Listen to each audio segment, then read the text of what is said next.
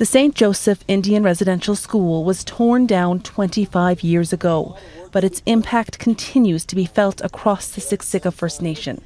Leon Cranebear's parents and grandparents attended residential schools. He did too in 1968.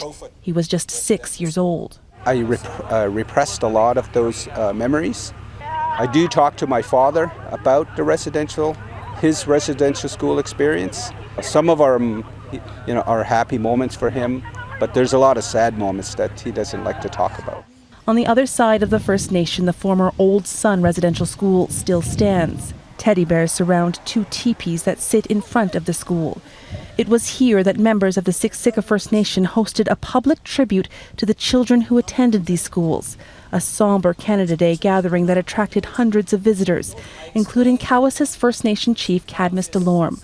1 week after he announced 751 unmarked graves were discovered near the site of the Maryvale Residential School in Saskatchewan. In Regina, Prairie, Crowe had hoped to gather 751 backpacks to display on the steps of the provincial legislature, in the end collecting more than 800. It's remarkable because, like I said, I honestly didn't think we'd get to this goal when I put out the 147 about the other night, and then now we've way surpassed it, so it just makes me proud of our community.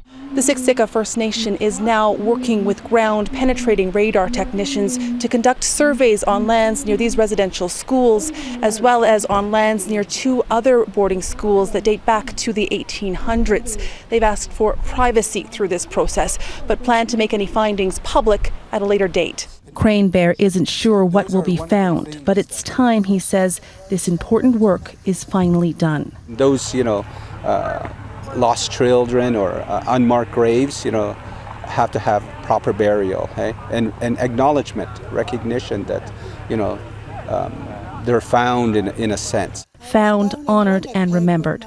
A painful chapter of Canada's past front and center on this Canada Day. Heather Yourex-West, Global News, Siksika First Nation, Alberta.